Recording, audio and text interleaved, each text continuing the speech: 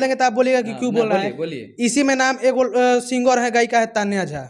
हम नहीं जानते नहीं, जब आपको नहीं तो ये भी भोजपुरी के ही कलाकार है। नहीं जानते हैं इस लेवल का कलाकार, वो कलाकार नहीं है। वो भी तो भोजपुरी के ही नहीं है। कौन कह रहा है भोजपुरी के है? नहीं है। कौन बोझा ओकरा से सोहर गवा के ठुमरी गवा के सुनी तो इसका मतलब यही है कि जो भोजपुरी में मेहनत किया वही गायक हो सकता है। अच्छा गाना गाई, जे अच्छा फिल्म एक्टिंग करी, जेकरा लगे शब्द के भंडार रही, जेकरा भोजपुरी के ज्ञान रही, उहे आगे चल के स्टार बनी। उहे भरत शर्मा।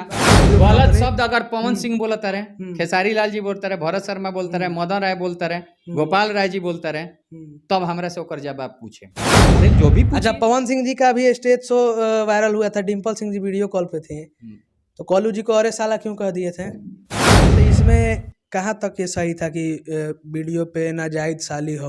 देखिए तो इस पे क्या कहेंगे? या तो ये पी के बोला गया है। बिल्कुल ना, पी के हम नहीं, ये नहीं कह सकते। देखिए सुनिए, हम देख लेने की तो हम कैसे कहें कि वो पियले बड़े। बिल्कुल ठीक है। लेकिन ई पब्लिक चीज में आयल तो ई गलत। हमनी के समाज सुधारक ना है सन। समाज सुधार के रहित नु हमनी के डीएम एसपी कलेक्टर बन रहती सन। हमनी से समाज सुधरवाई मत। हमनी के पहले बिगाड़ेंगे भी तो नहीं, बिगाड़ा तो नहीं। हम लोग नचनिया बजनिया है भाई। मेडिकल के दुकान में जौहर मिलेला, पॉइजन, वही में टॉनिक मिलेला। बिल्कुल। तो वो तो जौहर बेचता तो काहे नहीं रोज जाके तू पी लेता रह। ये कहता कि बेचल छोड़ दिए तो हम पियल छोड़ दे। लेकिन फिर भी अश्लील नहीं होना चाहिए। लेकिन ऐसे में आज प्रमोद प्रेमी जी वो गाना गा दिए हैं। ढोड़ी कई गो प्रकार के होला, बहुत माने ढोड़ी बहुत प्रकार के होला। इसको क्या कहेगा? ये गलत है कि सही है? क्योंकि ये सब लैंग्वेज तो हालांकि ढोड़ी चोली सब यूज तो ऐसे होना नहीं चाहिए। हमने के शरीर 5 तत्व से बनल बा, खेती जल पावक गगन समीर। वहीं भोजपुरी के इंटरटेनमेंट सेक्शन, गाना सेक्शन, जो ना कि हमने के अपना के नचनिया बजनिया कहनी सन। नचनिया बजनिया सेक्शन 5 गो से भोजपुरी चलेला पहले भी चलत अभियो बा, आगहू चली। पहला ओठलाली, दूसरा चोली, तीसरा ढोड़ी, चौथा कमर, पांचवा लहंगा। ये 5 गो हमेशा हिट रहल बा। यही पर गाना बनेला, यही पर गाना बनी। आ जे एकरा अलावा अलग गाई ओकर 1000 व्यू ना आई। जे एकरा के भुनाई जितना प्रकार से भुनाई, वो फॉर्चूनर पर चढ़ी, वो हवाई जहाज पर चढ़ी, ओकरा घर में अच्छा अच्छा व्यंजन हुई। एकरा अलावा जे सोठी बिरजाभार निर्गुण पूर्वी शुद्ध भजन गाई, उनकरा सतुआ पर आफत हो जाई हैं। ये हमार भोजपुरी है। तब भैया तू का चाहता रह? हमारे कहने का मतलब एक ही है, भोजपुरी इंडस्ट्री है भाई, इसमें सब लोग, मैं ये नहीं कह रहा कि अगर देखिए अब सुनिए, नहीं है ठीक है। देवरा दोहरी चटना गाना आया था, आज उसी की वजह से चंदन चंचल जी का अच्छे से शादी भी हुआ, अच्छे से वो गाड़ी भी ले ली, अच्छे से सब कुछ ले, पैसा बा, लाता बा, सब बा।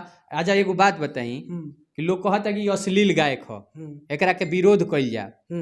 तो जौन ओकर प्रोग्राम होता, जौन के प्रोग्राम 3000 के होते रहे, ओकर 1 लाख में अब प्रोग्राम होता, अब आगे 5 लाख में प्रोग्राम हुई। तो प्रोग्राम जब होता वो जी 1 लाख लोग आवता, वो कहाँ से होता? मंगल ग्रह से तो नहीं ना, वो तो सुन ही वाला लोग हुई। बिल्कुल। अगर ओकर विरोध होता तो काहे आवता?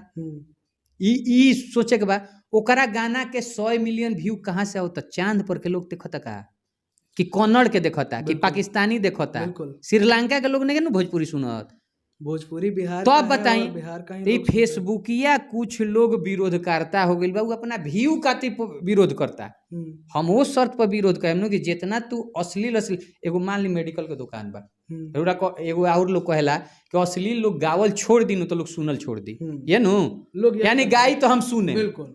एगो मेडिकल के दुकान बा नु, ओमे एगो जौहर मिलेला, मेडिकल के दुकान में जौहर मिलेला, पॉइजन, वही में टॉनिक मिलेला। बिल्कुल।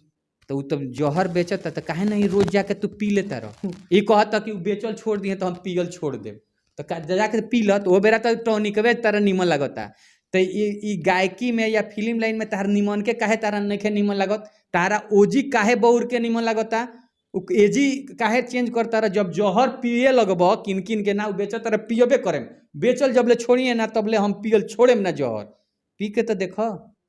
तो गाय के सबसे ज्यादा बा 2 गो पटरी है, एगो अश्लील है, एगो सलील है, तुनु बानू जी।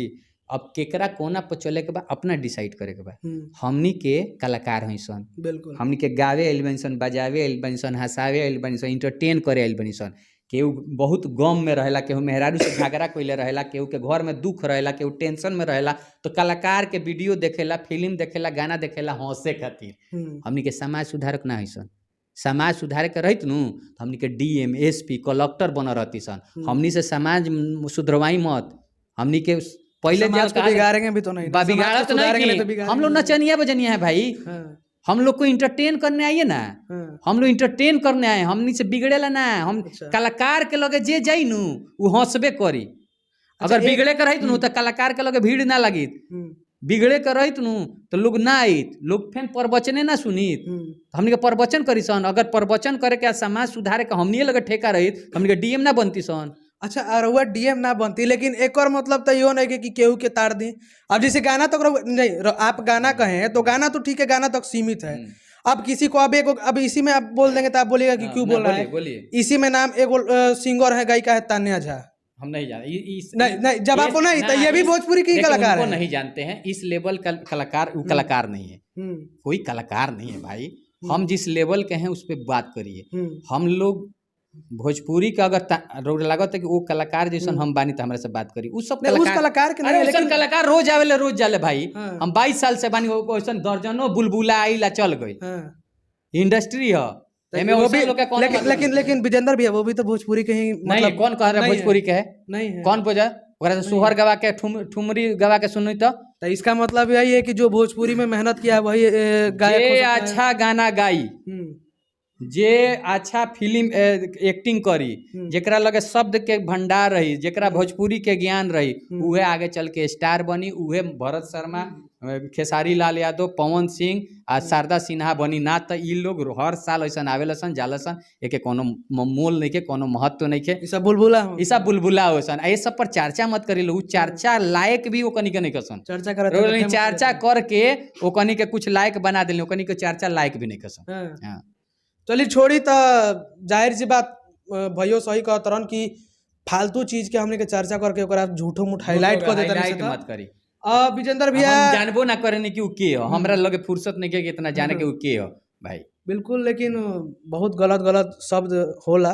खैर हम तो आज पहला बहुत दिन बाद वीडियो गलत शब्द अगर पवन सिंह बोलता रहे, खेसारी लाल जी बोलता रहे, भरत शर्मा बोलता रहे, मदन राय बोलता रहे, गोपाल राय जी बोलता रहे, तब हमरा से ओकर जवाब पूछे कि पवन सिंह काहे है गलत बात बोल रहे हैं, खेसारी लाल जी काहे बोल रहे हैं। पवन सिंह जी तो गलत बात बोले थे। हाँ बोलिए तो ऊपर पूछे खेसारी लाल जी अगर कौन गलत बात बोलता रहे तो ओकर महत्व मार्केट सिंह जी पे हम पूछे। अरे जो भी अच्छा, पवन सिंह जी का भी स्टेज शो वायरल हुआ था, डिम्पल सिंह जी वीडियो कॉल पे थे, तो कॉलू जी को अरे साला क्यों कह दिए थे? अरे साला काहे कहले, ओकरा बाद माफियो मांगले। ठीक बा, हम तो ना देखने हैं माफी के वीडियो भाई। हमरा लोग बतौले कि माफी मांगले आ ना मांगले तो गलत काम कइले, उनकरा ना बोले। कहाँ से भैया ये सही है? आप बात किए पवन सिंह जी सुपर स्टार है, मतलब पावर स्टार कहे जाते हैं। हम भी खेसारी लाल यादव जी के फैन है, लेकिन ऐसा नहीं है कि पवन सिंह जी का गाना नहीं सुनते हैं। बहुत गायकी में उनका दीवाना है। हमारे भोजपुरी के चरम सीमा पर भरत शर्मा जी थे, शारदा जी हैं, नया में पवन सिंह हैं, खेसारी लाल जी हैं। ये लोग चरम सीमा पर, उससे ऊपर भोजपुरी नहीं है। बिल्कुल। या अगर होगा तो वहां तक ये लोग पहुंचे हैं। ठीक है, भोजपुरी को एगो दिए हैं, इसलिए भोजपुरी इंडस्ट्री में ये हमार अनमोल हीरा हलो। बिल्कुल। हम VIP विजेंद्र सिंह होकर, चाहे हमरा जैसन हजारों लड़का होकर सन, चाहे लड़की होकर सन, वो बने के चाहत सन कि वैसन बनी सन। अच्छा, हम लोग मेहनत करता बने खातिर। अच्छा, तो इसमें कहाँ तक ये सही था कि वीडियो पे नाजायज साली हो? देखिए तो इस पे क्या कहेंगे? या तो ये पी के बोला गया है? बिल्कुल ना, पी के हम नहीं, ये नहीं कह सकते। देखिए सुनिए, हम देख ले नहीं कि हम कैसे कहें कि वो पियले बड़े। बिल्कुल ठीक है। लेकिन ई पब्लिक चीज में आइल तो ई गलत बा, ई ना बोले के चाहिए। ई एगो बड़ स्टार के मुंह से शोभा नहीं खे देत, या हमरे से मुंह से शोभा नहीं खे देत। अगर ऐसा बोलने बड़े तो पर्सनली माफी मांगे चाहिए, पब्लिकली माफी मांगे चाहिए। और इतना बड़ा ओहदा पर पहुंचला के बाद ही छोटा छोटा बात आ शब्द के भंडार जरूर रखो। अच्छा, माँ सरस्वती का वास होता है पवन सिंह जी में, और ऐसे में ऐसा, खैर छोड़िए, गलती सब लोगों से होती है, मैं भी बोलता हूँ। लेकिन अगर आपको पवन सिंह जी, आप वीडियो अगर देख रहे हैं, आपके कुछ लोग देख रहे हैं, तो उन तक वीडियो बनाइएगा। पहुंचाइएगा और उनको जरूर बोलिएगा कि ये चीज गलत है, ऐसा चीज पे कंट्रोल करना चाहिए। नहीं ना पवन सिंह के लागल हो कि गलत बात बावे, सब लोग जानलक कि गलत बात बा। हमरा लगत है कि पवन सिंह माफी ओकरा बाद पर्सनली मांगले हैं, पब्लिकली ना मांगले हैं, तबे तो लेकिन पवन सिंह जी दोबारा कर दिए, क्योंकि पवन सिंह जी का ऐसा बयान अक्सर आते रहता है कुछ दिन। भाई देखो उनकर पर्सनल मामला बा, वो में हमार बोलल कहाँ तक जायज है, ये बताइए। हमरा ना उनकरा से लेन बा ना देन बा, तो हम काहे के बोले, हम एजे कलाकार उनकरा के जानत नहीं, तो अगर वो खराब कहत रहे तो में हम कहियो नहीं सकत, अच्छा करत रहे तबो नहीं कह सकत। हम ये कह सकत नहीं एज ए पब्लिक कह सकत नहीं कि सब पब्लिक डोमेन में ये सब बात ना आवे के चाहिए। चलिए भैया आखिरी में रहुआ का अपन दर्शक के मैसेज दे। देखिए भैया 2022 बीत गई, 23 आवता, हमनी के भोजपुरी एगो परिवार बा और सब लोग के मिल के अच्छा गाना, अच्छा फिल्म, अच्छा न्यूज देखी लोगिन, प्रमोट करी लोगिन, अच्छा कलाकार आगे बढ़ी तो भोजपुरी हमनी के परिवार स्ट्रांग होई। झगड़ा कैले से ना आज ले कोनो घर आगे बढ़ल बा ना कोनो समाज बढ़ल बा। तो एक रह के पॉजिटिव बात सोचे के बा। आज ये बात सोचे के बा कि हमनी के बिहार से उठ के भोजपुरी के लंदन तक जाके शूटिंग करते सन, ए पर चर्चा कइल जाओ, हमनी के ए पर चर्चा कइल जाओ कि जौन देश में 30-35 गो इंडस्ट्री बा ओमे यूट्यूब पर सबसे ज़्यादा भोजपुरी ट्रेंडिंग में रहेला, ए पर हमनी के चर्चा करे के बा। हमनी के ए पर चर्चा करे के बा कि सलमान खान, शाहरुख खान इतना बड़ा स्टार होते हुए वो लोग के 100 मिलियन होखे में 10 दिन लगेला, लेकिन हमनी यहाँ छोट गायक सन के भी 100 मिलियन होखे में 2-4 दिन में हो जाला। इस सब पर भोजपुरी हमनी के बहुत आगे चल गई बा। ऐसा ही मिल के ये छोटा बात पर, जातीयता पर, हई न्यूज प्यूज जौन अपना व्यू खातिर केहू कुछ बोल देता, केहू के बोल देते, पर नहीं की करे। अच्छा कलाकार के सपोर्ट करी, अच्छा कलाकार आगे बढ़ी, रोके इंटरटेन करी। Happy new year.